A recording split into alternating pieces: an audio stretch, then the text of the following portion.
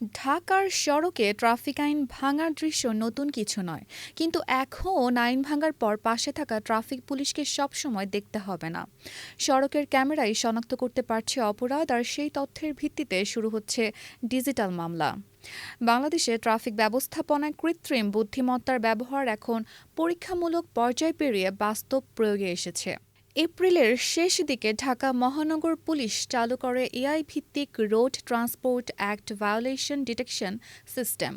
মে মাস থেকে গুরুত্বপূর্ণ সড়ক ও মোড়ে এই কার্যক্রম শুরু হয়।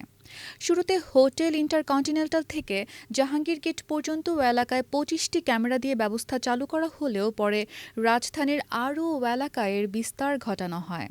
এই প্রযুক্তির কাজ মূলত ক্যামেরায় ধারণ করা ছবি ও ভিডিও বিশ্লেষণ করে নির্দিষ্ট ট্রাফিক আইন ভঙ্গ শনাক্ত করা, লাল বাতি অমান্য করা, স্টপ লাইন অতিক্রম, ভুল পথে গাড়ি চালানো, নির্ধারিত লেন বন্ধ থাকা অবস্থায় সেখানে প্রবেশ, অবৈধ পার্কিং এবং রাস্তা আটকে যাত্রী ওঠানামার মতো আচরণ শনাক্ত করতে সিস্টেমটি ব্যবহার করা হচ্ছে। কিছু ক্ষেত্রে মোটরসাইকেলে হেলমেট না থাকা বা সিট বেল্ট ব্যবহারের মতো বিষয়ও এআই নজরদারির আওতায় এসেছে। ক্যামেরার আরেকটি গুরুত্বপূর্ণ সক্ষমতা হল গাড়ির নম্বর প্লেট শনাক্ত করা। এআই সিস্টেমের সঙ্গে সংশ্লিষ্ট সফটওয়্যার এবং বাংলাদেশ সড়ক পরিবহন কর্তৃপক্ষের তথ্য ভাণ্ডারের সংযোগ থাকায় শনাক্ত গাড়ির মালিকের তথ্য বের করা সম্ভব হচ্ছে। এরপর সংশ্লিষ্ট প্রক্রিয়ায় ডিজিটাল মামলা বা নোটিশ তৈরি করা হচ্ছে।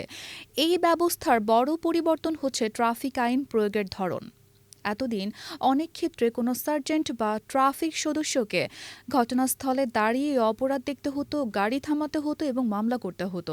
এআই নজরদারিতে ক্যামেরা সারাক্ষণ সড়ক পর্যবেক্ষণ করতে পারে, ফলে একই সময়ে অনেকগুলো পয়েন্টে নজরদারি চালানো সম্ভব হচ্ছে। জুনের শেষ দিকে ডিএমপি জানিয়েছিল এআই ক্যামেরার মাধ্যমে প্রায় ১৫০০ ট্রাফিক আইন লঙ্ঘনের মামলা হয়েছে। তখন রাজধানীর ১৯টি মোড়ে এআই ক্যামেরা স্থাপনের কথা জানানো হয়। একই সময়ে প্রায় ৩৮,০০০ ট্রাফিক মামলা এখনও নিষ্পত্তির অপেক্ষায় ছিল, যার একটি বড় কারণ ছিল গাড়ির মালিকানা পরিবর্তন সহ বিভিন্ন প্রশাসনিক জটিলতা।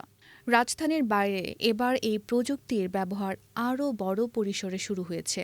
১৮ আগস্ট থেকে ঢাকা-চট্টগ্রাম মহাসড়কে এআই ক্যামেরা ভিত্তিক স্বয়ংক্রিয় জরিমানা ব্যবস্থা চালু করা হয়েছে।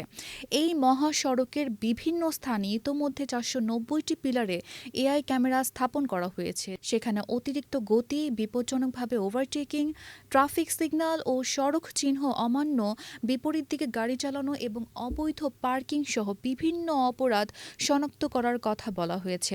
পরিকল্পনাটি শুধু ঢাকা-চট্টগ্রাম মহাসড়কে সীমাবদ্ধ রাখার কথা নয়।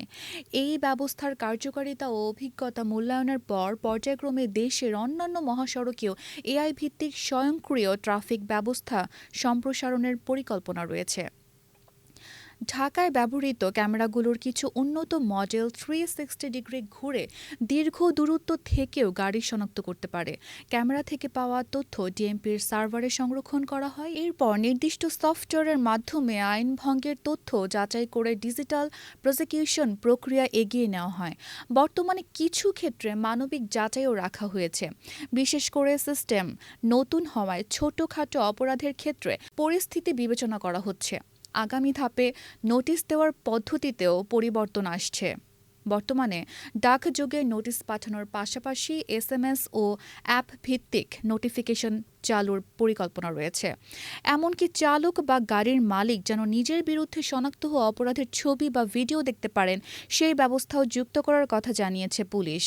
এতে মামলা করার প্রক্রিয়ায় স্বচ্ছতা বাড়ানোর সুযোগ তৈরি হবে। তবে প্রযুক্তি যত দ্রুত এগুচ্ছে, এর সঙ্গে কিছু বাস্তব সমস্যাও সামনে এসেছে।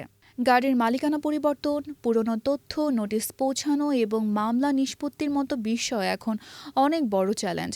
শুধু ক্যামেরা বসালেই পুরো ট্রাফিক ব্যবস্থা স্বয়ংক্রিয় হয়ে যাবে না। সঠিক ডেটা, কার্যকর আইনগত প্রক্রিয়া এবং ভুল শনাক্ত হলে তা যাচাই ও সংশোধনের সুযোগও প্রয়োজন। এ কারণেই বাংলাদেশের খসড়া জাতীয় এআই নীতিতেও ট্রাফিক ব্যবস্থায় এআই ব্যবহারের ক্ষেত্রে মানবিক যাচাই, নির্ভুল প্রমাণ, ভুল শনাক্তকরণের বিরুদ্ধে সুরক্ষা এবং নজরদারির উপর জোর দেওয়া হয়েছে। অর্থাৎ ক্যামেরা অপরাধ শনাক্ত করবে, কিন্তু প্রযুক্তির সিদ্ধান্ত যেন ভুলভাবে কোনো নাগরিককে দায়ী না করে সেই সুরক্ষাও গুরুত্বপূর্ণ। ঢাকার রাস্তায় এআই ক্যামেরার প্রভাব ইতোমধ্যে চালকদের আচরণেও দেখা যাচ্ছে।